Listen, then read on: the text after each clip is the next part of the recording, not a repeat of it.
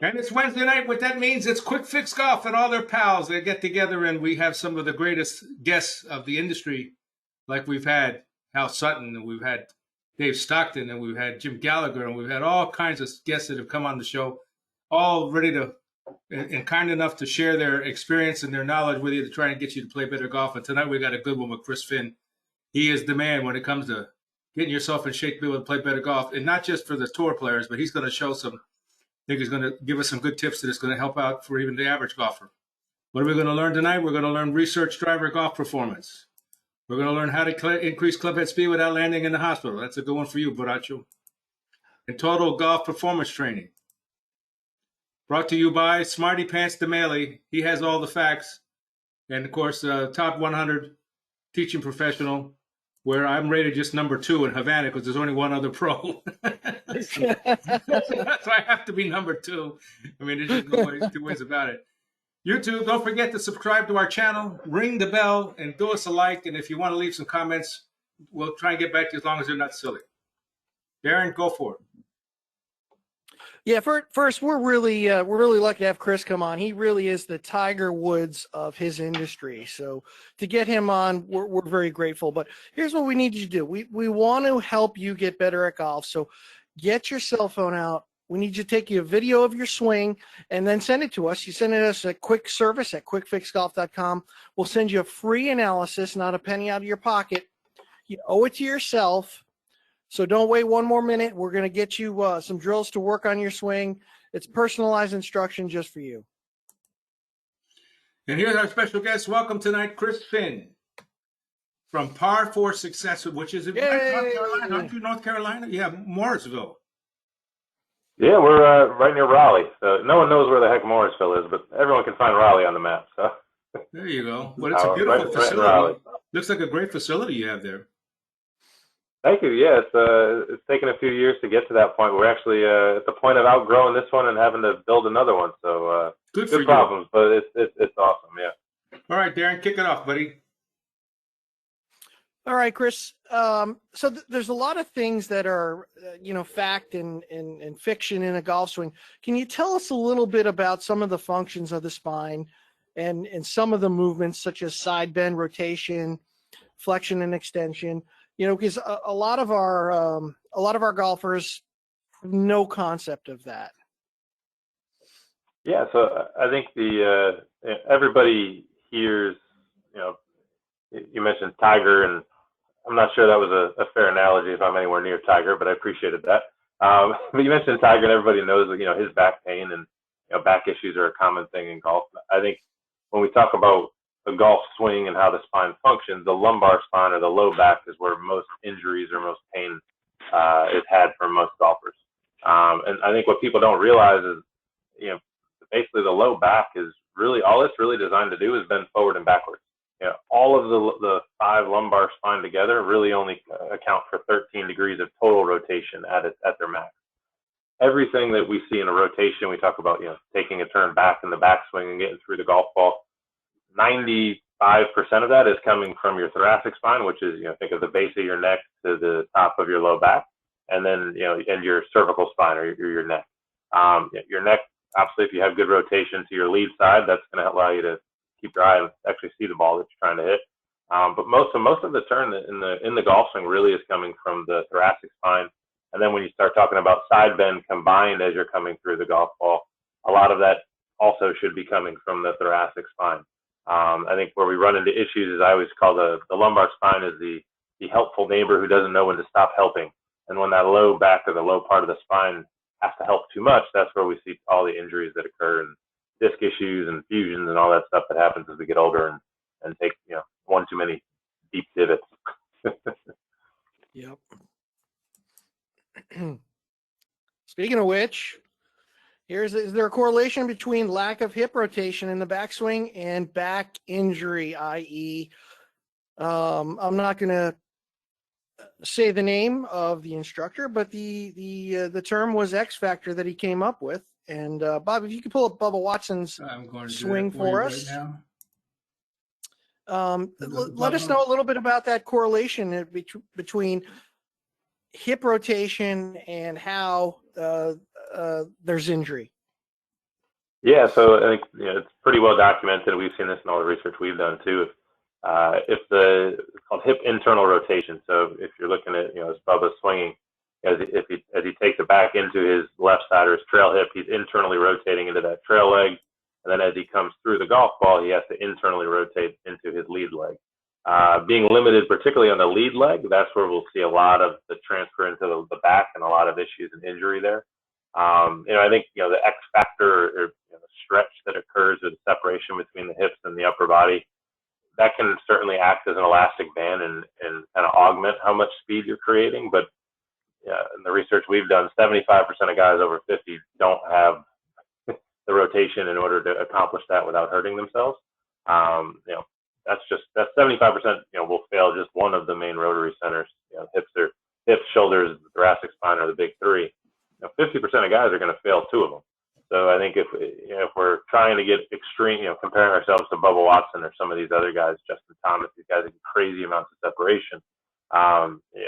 If you don't have the requisite or the ability to, at the minimum, rotate into each of those hips, the chances of you hurting your back are unfortunately pretty darn high.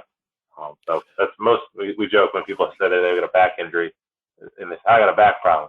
No, you probably got a hip problem. Your back's just yelling at you. Right. So what you're saying is that most people don't rotate their hips enough, and that's why back injuries are more common. Very much so. Yep. Because if you're coming through, you measure, basically the hands are coming through at 1,500 plus degrees per second. The back is going to be rotating. Your trunk, your thoracic spine, that's rotating 700 to 1,000 degrees per second. Hips are moving 300 to 600 degrees per second, depending on your ability. And that's a lot of speed. And basically, if your hips don't rotate, it's basically like driving a Porsche without brakes. Like you can get that sucker all the way up there, but if your braking system's terrible, you're going to hit a wall, you're going to crash into something. And fortunately, we get set at the top of the backswing. We try to come through because in the name of clubhead speed, that's what everybody's after. And if you're going really, really fast and your hip doesn't have that ability to move, you're going to hit that wall and you're going to run into the low back. That's the next wall that runs into. So unfortunately, when we look at injury, if the hip is injured or is not rotating, it's the next joint up that tends to have the issues, and that's where we see a lot of the back stress and strain. Interesting. Yes, it is. And you're a physical therapist, not a chiropractor. So a physical therapist what's the difference basically for a lot of people that probably don't understand it there between the two? Yeah, so I think a good physical therapist and a good chiro, you put them up in the front of the room, you wouldn't know the difference. I think the big difference comes in the bad of them. A bad chiro is just going to crack your back 2 times a week for the rest of your life, not look at anything else. And I think a bad physio is never going to put their hands on you, and they're just going to give you tons of exercises and tell you to turn your glutes on. That's it. So I think a good chiro, a good physio, the approach is getting the tissue healthy, getting good mobility, and then helping you get stronger and moving through those areas. So I think the big difference comes in the bad end of the spectrums for both of our professions. But I've got lots of great colleagues that I really respect that are both on the physical therapist side as well as on the chiropractic side. And I think the big thing to take away for a lot of golfers listening to this is if your back is hurting you, if I took 100 of the last 100 backs that I fixed, I would say 96 to 97 of them, probably I didn't even really touch the back. It was really more dealing with hips and everything in the lower body and freeing that up, getting rid of trigger points and helping that tissue become healthy that alleviates the back pain. So if you have a back problem, back pain, 9 times out of 10, the back ain't really the issue. But that information right there is worth the whole night, Darren, don't you think? Yeah, it sure is. Absolutely. It's worth 100%. The whole night because people think that it's their back, it's their back, it's their back, and it's not the back, it's the hip. Yep. Yeah, and if we have free assessments that anybody listening can take. It's www.par4success.com/smartspeed, and you literally, it's like 4 simple tests you can do. See if your hips, if they're bad or not, your shoulders, and literally if you fail any of those tests and your back hurts, you don't have a back problem. Your back's just a pain.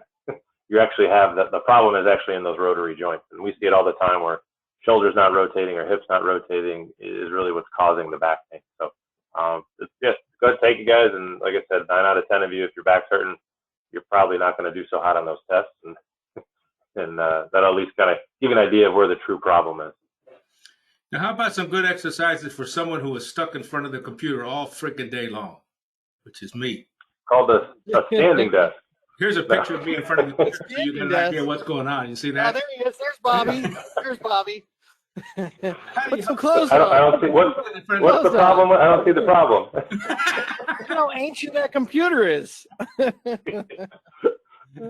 Oh man! Look at all the Twinkies. No, but seriously, I mean, if you don't sit in the seat the right way or whatever, I mean, can you get? And I'm understanding it's more hip pain. What it is it's not really back pain. Yeah. So what actually happens is, and that's a great question because I mean, especially with COVID and everybody being on Zoom and computers sitting at home all the time now. When we talk about sitting, I mean, if you look in this picture, if you can lift up the belly, underneath there'd be hip flexors. Underneath there's a bag of potato chips. There might be that too. Who knows what else we may find under there? But if we go deep enough, we'll see. Coming up from his basically his thigh or the top of his leg, and basically that muscle comes up and attaches into the front of your lumbar or low back or the front of the spine. And so when you're sitting, that muscle is really, really short. And when that is really short, what it ends up doing is basically kind of arching. People talk about arching their back or sitting with their low back kind of arched, and it basically pulls you into that arched position. So when you stand up, it's hard to actually fully stand up. So what happens is those muscles just, the more and more you sit, they just get shorter, and your brain just gets used to those muscles being really, really tight and locked down. So when you actually stand up, now, posturally, you look like you got a big arch in your low back. So that's when we talk about what are some simple things you can do. There's a couple, basically stretching out. I joke with the standing desk, but literally anything we can do to help kind of do the opposite of where the knee is coming up towards the chest. We want to kind of stretch that leg back and feel a stretch in the front of the hip. The muscle is called the psoas. If anyone wants to go research that, but that's the big problem muscle that we see in that area, and it attaches from the front of the thigh or inside of the thigh up into the front of the spine. And when we sit really, really long, and particularly if you got a belly like that, gravity ain't helping you either in terms of pulling you forward. But that's really going to cause some issues in terms of putting additional extra stress on the low back for sure. So I had to mute my mic for that one. All right, Bobby, can you pull up Jordan Spieth's swing for us? I'm curious about Jordan Spieth's footwork. You didn't like my footwork? I've got some theories on what's going on with his golf swing, but I just want to get your kind of your thoughts on what's going on with his golf swing, and especially the footwork. And I got a few friends that have been around him, and I've heard that he's pigeon-toed a little bit, which kind of influences kind of how his lower body's working. And I know you've done a little bit of research on kind of ankles and things like that, Chris. So take us through, Bobby, if you can zoom in to that left ankle as he goes into impact. And Chris, you can just kind of take us through what's going on there. Yeah, so we've got dual gas force plates. So we've done tons of research on thousands of swings now coming through, looking at ground forces and kind of what's occurring and why. And I think like when you get to actually, can you back up to like P5? That'll help. There you go. He's made some swing changes. Yeah. So basically when we look at the left foot, so P5 to P6, in between there, that's when the optimal vertical force or pushing up with the lead leg should occur, right? In addition to that, there should also be, everybody talks about driving off of your right foot, and fancy force plate words, we call it horizontal drive towards the target. What people don't realize is you have to eat, what we're seeing is, particularly in the higher club head speed ranges, I mean, you have to be able, let's say he pushes with 100 newtons towards his left side, you got to push back with double that on the way back for a truly efficient swing. And it's the combination of the vertical drive plus the left foot basically pushing backwards, as well as we call toe heel or kind of the rotation. Those three things are the big things on that left leg that are occurring all at the same time that allow him to clear that hip. So everybody will look at the hip and say, oh, look how much his hip clears. Well, all of the stuff that's making that hip clear is basically happened, maybe another half a frame. And then the rest now at this point is truly just momentum, right? So, when we look at, particularly if he is pigeon-toed, and which would mean, we talked about hip internal rotation, basically he naturally is a little bit more internally rotated. So he's going to have a harder time. He's going to have to work harder on those outside ankle muscles in the lower leg to fight that foot from truly rolling out. So now, obviously, you can look at pressure tracing, there's pressure and all the other stuff that we can look at as well, too.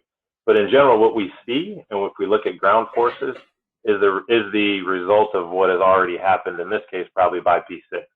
I'm assuming he's pretty efficient, judging by the level that he plays at. So it could be somewhat based on, I don't know what's going on in his head in terms of how he's trying to feel pressure and that moving and, the shot he's trying to create. But if he's not, one way we could look at actually decreasing ankle roll would be probably increasing negative, left horizontal push backwards. So, this is where you start getting into the conversation, exactly. like with you, Darren, on the golf professional side, and saying, hey, at impact, how far back is his center of mass? How far, how much is he hitting the horizontal and the toe heel ratios, and getting into the weeds? But can he play golf from the position you're looking at? Can he keep it going? Well, so that's where you get into, the pros are in a way genetic freaks. And I've always made the joke, you could have Brooks Koepka and Dustin Johnson literally just crawl up and down the fairways, and they'll still be phenomenal freaking athletes, right? Like, it doesn't, like, they're, in my opinion, they're good in spite of the fitness workouts that they do, right? Like, they're just crazy athletes. So, we look at, Usain Bolt in track and field. His left, if we look at by all functional measurement standards, he had an imbalance in his left leg compared to his right leg that probably should have been fixed. But if you fix it, is he still the fastest man in the world? I don't know. This might be a case of Jordan Spieth might just have incredible ankle laxity, and it's actually, he's just designed to be fine like this, particularly being pigeon-toed. I don't know his history of ankle roll, if he's got a history of ankle sprains or whatnot there. I guess the answer is you need more information to really understand, and I think really understanding how he's using the ground prior to this point probably answers that question. In terms of rolling on that left ankle, is that going to be good when he's 50? Probably not. But does it necessarily have to be like that? My assumption would be probably not as well too. But again, you could measure how much force is actually, an image or a video can be very deceiving. It's 2D. We don't know how much weight does he actually have on that foot, and where is it? And those are other things that would come into question. And but potentially, it could be terrible. It also could be meaningless. But it's a hell of a good question that I would hope his team is answering for him. No, this is terrific information tonight. I'll tell you what. This is top of the line. Let's go on to slideshow. Go away. Let them have it there, Darren. Yeah, here we go. And 4 things elite players are that they do to gain hip and shoulder rotation. I see it all the time on the practice tee with my students. They really don't have much rotation at all. What are some of the things they can do? Yeah, I think so. You said for the average Joe, I think. For the average Joe, yep. Yeah. Where are they lacking? Where can they start working on?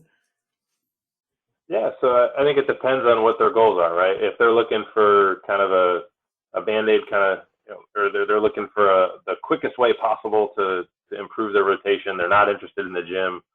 They'd rather, eat their potato chips and store them underneath their belly, like the guy earlier. If that's more what they're interested in, this is where Darren, you're incredibly valuable. Flare your feet out. That automatic.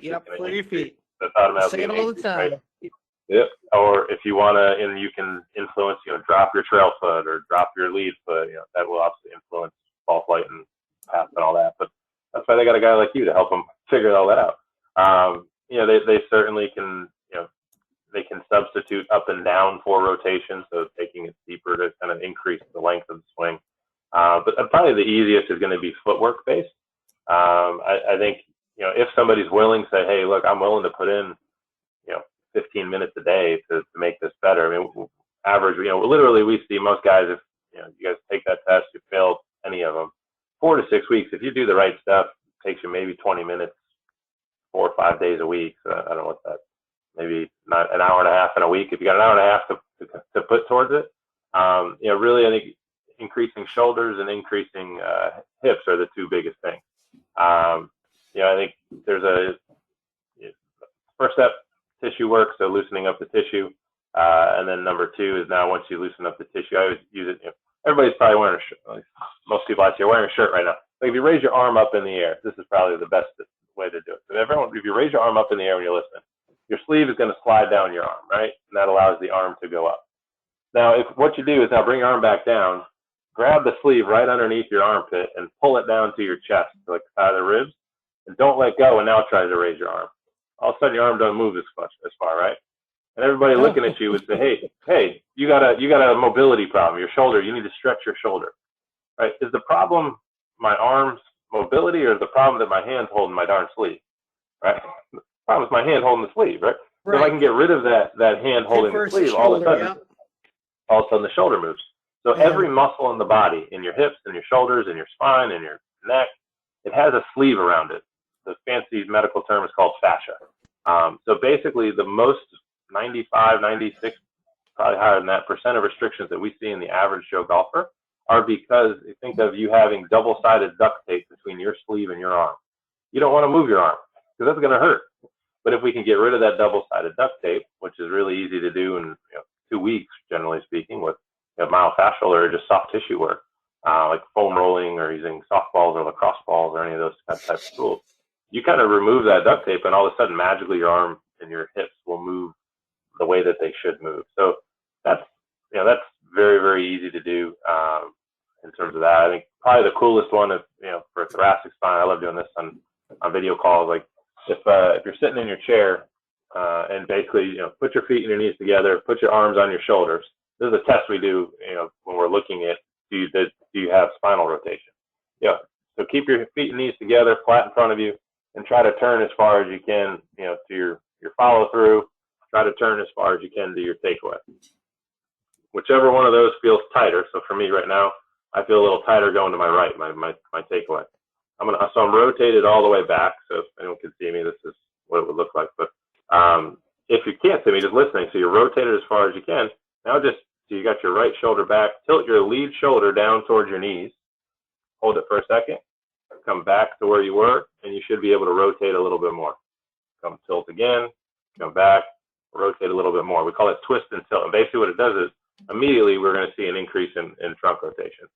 And that's for most golfers. It's just your brain is just restricting how far you can move because it's not comfortable moving there. I mean, when in your life do we move to these positions and that we have to move to in our golf swing other than when we play golf? Practically never. So a couple of simple things that you guys can do. Like I said, if you guys want to grab that assessment, take it. We give you guys some free fixes. The goal is to keep you guys playing as long as possible. That's just par4success.com/smartspeed.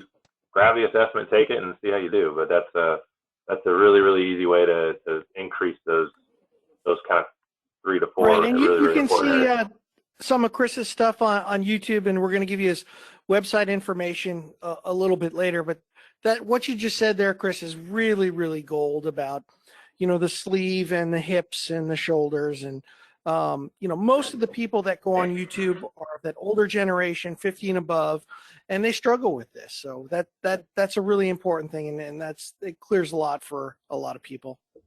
It was worth the whole night to me to realize it's really it's not the actual area where you're getting the pain necessarily. It's something below that you got to go to the source.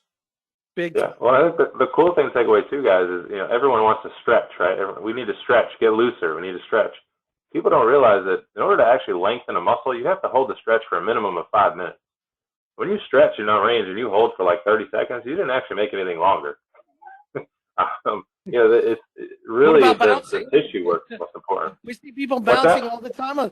People bouncing all the time on the first tee, going down to their toes. Bounce, bounce. You're right. Yeah.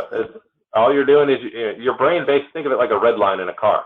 Yep. Like, you can rev it up to 9,000 RPMs. You're going to start hitting the red line maybe at 5,000, 6,000 RPMs. That first time you go to touch your toes, that's like the beginning of the red line. You keep bouncing, you'll get up to the 6, the 7, or the 8 on the red line, but your 9 or your end range didn't change. I think that's what people don't understand is you're not getting actually any more length. You're just getting more comfortable being in the red line, which is just where you get closer to injury. So I think that's an important piece to take away. That stretching is not the answer. It's really the sleeve and getting rid of that duct tape between the sleeve and the tissue that's the most important. Cut the sleeve. Cut the sleeve. Now you have an online course or something you're starting to offer, are you not? Yeah, we work with guys. We've been working with guys probably 3-4 years now, all over the world. So we work with golfers pretty much all 6 continents, and we do it totally virtually. We custom build everything for everybody, and this is where we start with everyone, is to see, if you can't get from point A to point B, nothing else really matters. All the sexy speed stuff that we see everywhere, and if you can't get from point A to point B, you're just driving your body faster into a brick wall, and that generally doesn't end well for most people. And our last question here, what do you see in your retirement future? A lot of rehab, unfortunately. I mean, it's a great question. I think that's the big question. I think there's a couple of factors. I think it's the classic. It's funny talking about Jordan's ankle and his footwork earlier. You talk about, like, I'm sure you've heard the analogy, like breaking your ankle sometimes is easier to rehab than spraining it. And the reason is that, like, a broken bone, it takes generally 4 to 6 weeks and it's healed and you're pretty much good to go. When you have soft tissue injuries, so he has both, obviously, right? He has all the fractures, and then he also has all the tissue issues because he had to have the fasciotomy to release all the pressure in his leg. Tissue takes a longer time to heal. It's not a cut and dry 4 to 6 weeks and you're good to go. So, the bones, it's got the external fixator holding everything in place so that it heals correctly, and assuming there's no infection or anything like that occurs, that should heal pretty well. He's a pretty young guy, assuming he'll have good healing capabilities. The real question, what you said, is he going to have the strength to go? Is he going to have the ability to push through his right leg? I mean, if there is a silver lining, in terms of looking at his return to golf, it's going to be easier for this being on his trail leg than it is on his left leg. Everything we were just talking about with Jordan and how critical that left leg or that lead leg is in a right-handed player to produce all that power and stability, and that leg's relatively okay compared to the right. So he's going to have a good way to go, but it'll be curious. I mean, if anybody can do it, the better shape you are going into an injury, the better likelihood of outcome. So he takes care of his body. He's in pretty good shape, and you'd think if anybody could do it, he certainly. I'd take him over the guy. The guy in the chair before was the one that had the injury. I would say probably not, but.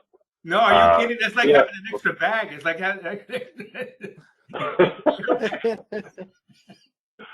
so. Yeah, I think there's a good chance he can do it, and if anyone could, it certainly, it would be. I would put my money on him. So. Yep. Well, tell everybody how they can get a hold of you, and maybe do an online program or whatever. Yeah. So what we always offer. So go ahead. So we always offer basically, if you go to our website, it's par4success.com, par4success.com. If you go to par4success.com/smartspeed, we've set up a page for all the listeners. They can basically check out, take that home assessment, see how they do on the mobility, and then what we always offer is, just for listening to the show, is we'll jump on a free call with you guys. We call it a strategy call. Go over your results, tell you what they mean, tell you if you should give up the game of golf or if there's hope. Usually hopefully there's hope for most of you.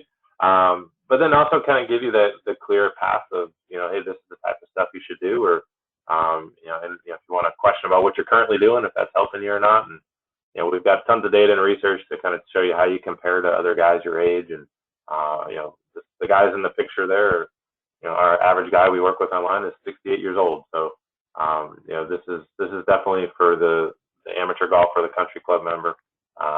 We'd love to help you out in any way we can. There's tons of free research and information on there. Take it all. Check out our YouTube channel. It's just Par4Success as well. You can follow us on Facebook or Instagram. We try to put out tons and tons of content for everybody, give you guys the best information possible. Will you take a couple questions from the peanut gallery? Would you be willing to do that for us? You've already spent a bunch of time. Heck yeah. Who's Yeah, got a questions are question? the most Anybody fun. got a question? Just flip your mic on and ask your question. Somebody's got to have a question. What was that site where we can take that test at again? Yep, so it's Par4Success, PAR, the number 4, success.com/smart speed. Gotcha. You know what, farmer? Yes, sir. He's good to tell you. Say, just put that beard down, and you might do better. Helps loosen up my back. You've been using that for back pain for years. Hasn't done any good. One day. Anybody else got a question? Going once, going twice. I think they're so flabbergasted. You give them so much information. It should just totally blew them away, Chris. You blew me away. I'll tell you what, I really enjoyed it. I thought it was Awesome, great. guys. Yeah. If anyone does think of any other questions, just by all means reach out to us. We're happy to chat. And our kind of mission at Par4Success is give the right information out. 919-377-2084. You got it. Give us a call. All right. Hope you enjoyed it. Yeah, thanks so much, Chris. Remember You're the to check best. us out at quickfixgolf.com. Yep. Thank you, Chris. We appreciate it. Yeah, my pleasure. Thanks for coming.